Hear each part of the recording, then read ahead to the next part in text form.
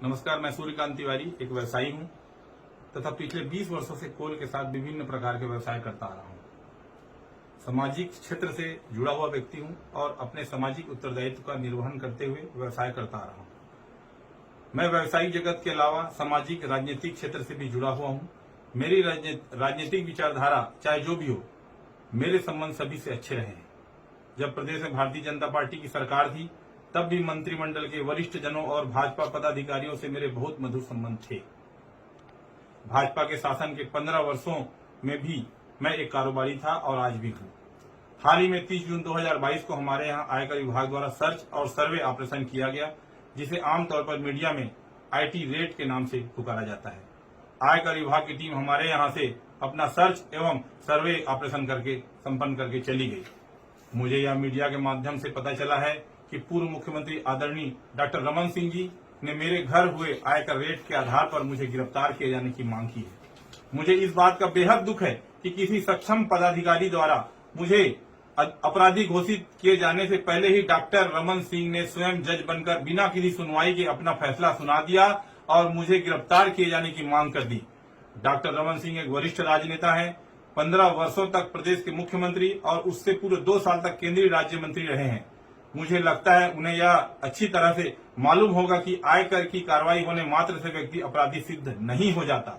आज मेरे जो भी व्यावसायिक प्रतिष्ठान हैं और वे कोई आज से नहीं चल रहे हैं। मैं 2002 से कोल व्यवसाय में काम कर रहा हूं और ये बात डॉक्टर रमन सिंह जी एवं सभी लोग अच्छे से जानते हैं। मेरे घर पर आयकर द्वारा जो सर्च एवं सर्वे किया गया, उसमें अगर कोई भी संपत्ति प्रश्नाधीन होती है या कहीं टैक्स संबंधी कोई बात आती है तो उसे निराकरण की एक निर्धारित व्यवस्था है। यदि हमारे प्रतिष्ठानों पर कोई टैक्स दायित्व निकलेगा तो उसे हम चुका देंगे। हम व्यापारी हैं, कोई अपराधी नहीं है। डॉक्टर रमन सिंह जी, फिर भी यदि आप मुझे अपराधी घोषित करके जेल में डलवाना चाहते हैं तो मुझे स्वीकार है, लेकिन जेल के जिस सेल में मैं रहूंगा उसके ठीक बाजू वाले सेल में आपको भी रहना होगा, क्योंकि आपका कार्यकाल भी कोई बेदाग नहीं रहा है। आपके कार्यकाल में आपके मंत्रियों पर जमीन की भारी मात्रा में अफरा तफरी के आरोप लगे थे। उसके लिए आपको भी जेल जाना चाहिए। आपके पुत्र अभिषेक सिंह उर्फ अभिषाक सिंह के नाम से पनामा पेपर्स रंगे हुए थे। टैक्स हेवन देशों में बैंक खाते खोलकर अपनी काली कमाई छिपाने के आरोप लगे थे। आपकी जिम्मेदारी भी आपको स्वीकार करके जेल जाना चाहिए। आपके कार्यकाल में हजारों करोड़ रुपए का नागरिक आपूर्ति निगम घोटाला हुआ था। आपकी ही जांच एजेंसी EOW ने जो डायरी जब्त की थी, उसमें स्पष्ट उल्लेख था कि किसी भी सीएम, मैडम सीएम को पैसे दिए जाते थे। उसके लिए आपको नैतिकता के आधार पर जेल चले जाना चाहिए। प्रदेश के बच्चे में चर्चा थी कि सीएम हाउस में बैठे आपके कुछ स्वजन प्रदेश में तबादला उद्योग चला रहे हैं और इतनी कमाई कर रहे थे कि घर पर आपको नोट गिनने की मशीन लगानी पड़ी थी। आपने अपने दामाद डॉक्टर पुनीत गुप्ता को दहेज में DK हॉस्पिटल दिया था, जिसने वहां मनमानी की, भारी भ्रष्टाचार के आरोप पर घिर गए थे। आपकी विभागीय मंत्री भी जिसके सामने नहीं चलती थी। ऐसे दामाद को फ्री हैंड देकर जनता के पैसों की लूट का अवसर आपने उसे दिया। उसके लिए आपको जेल जाना चाहिए। आप, आपके बेटे, आपकी धर्मपत्नी, आपके कुनबे के लोग, आपके मंत्रिमंडल के लोग, पार्टी के पदाधिकारी चिट फंड कंपनियों के ब्रांड एम्बेसडर बने हुए थे। उनके कार्यक्रम में जाते थे। आपकी सह पर चिट फंड कंपनियां प्रदेश के भोले भाले लोगों को हजारों करोड़ रुपए लूट कर भाग गई और बेचारे एजेंटों को आपने अपराधी बनाकर जेल में डाल दिया। इसके लिए भी आपको जेल जाना चाहिए। आपकी सरकार की घनघोर लापरवाही, अव्यवस्था और कांग्रेस मुक्त भारत के लक्ष्य के चलते 2013 में जीरम घाटी कांड में हमारे नेता, सुरक्षा बलों के जवान मारे गए। उसके खून का दाग आपके दामन पर है डॉक्टर रमन सिंह जी। आपको उसके लिए भी जेल जाना चाहिए। आपके शासनकाल में आपकी सरकारी मशीनरी ने कई माओं के गर्भाशय निकाले। मोतियाबंद के ऑपरेशन के नाम पर कई लोगों को अंधा बना दिया गया। झलियामारी जैसे कांडों में बच्चियों का यौन शोषण किया गया। उसके लिए भी आपको जेल जाना चाहिए। डॉक्टर रमन सिंह जी, आपको अच्छी तरह से याद होगा कि उनके शासन काल में उनके करीबी व्यवसायियों पर भी आयकर के छापे की कार्रवाई हुई थी। उस हिसाब से उनके शासन काल में जितने भी आयकर छापे छत्तीसगढ़ में पड़े, उन सभी को जेल भेजा जाना चाहिए था। मैं मीडिया के माध्यम से डॉक्टर रमन सिंह जी से पूछना चाहता हूं कि जब आप प्रदेश में 15 साल तक सत्ता में थे, मैं उस समय भी व्यवसाय कर रहा था। आपसे, आपके मंत्रिमंडल के लोगों से, पार्टी के नेताओं से मेरे उस समय भी संबंध मधुर थे। क्या आपने या आपके किसी मंत्री ने मेरी उस समय कोई भी अनुचित मदद की थी? मेरे सभी से मधुर संबंध रहे हैं। न तो मैंने कभी उस समय किसी की सहायता ली और न आज किसी की सहायता ले रहा हूं। मैं एक स्वाभिमानी छत्तीसगढ़िया आदमी हूं। छत्तीसगढ़ की मिट्टी में मैंने जन्म लिया, मेहनत की रोटी कमाता हूं और सभी को अपना समझता हूं। मुझे अब बात समझ नहीं आ रही है, डॉक्टर रमन सिंह आयकर विभाग की इस कार्रवाई को क्यों राजनीतिक रंग देना चाहते हैं। मैं आपको बताता हूं डॉक्टर रमन सिंह जी क्यों इसे राजनीतिक रंग दे रहे हैं। 30 जून को आयकर विभाग ने हमारे यहाँ छापा मारा। आयकर की छापामार टीम ने हमारे यहाँ घर पर छापा बोला, हमारे घर के लोगों को भयभीत किया। आयकर की टीम को अधिकार नहीं होता कि वो सर्च एवं सर्वे की कार्रवाई के दौरान किसी से मारपीट करे, लेकिन मुझे आयकर टीम द्वारा मारपीट की गई। 3 दिन तक मुझे सोने नहीं दिया गया। मुझे बहुत प्रकार से मेंटली और फिजिकली टॉर्चर किया गया।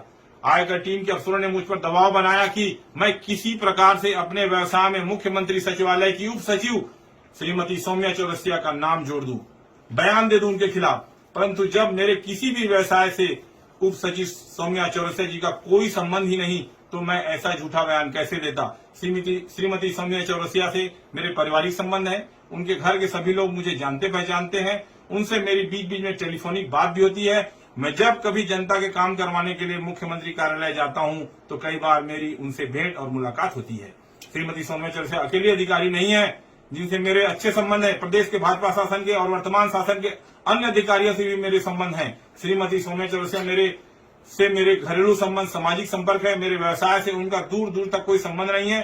परंतु आयकर विभाग वाले किसी भी तरह से मुझे साम दाम दंड भेद से यही कहलवाना चाहते थे। इसलिए उन्होंने मुझे प्रदेश में सत्ता परिवर्तन करके मुख्यमंत्री बनने तक का प्रस्ताव दिया।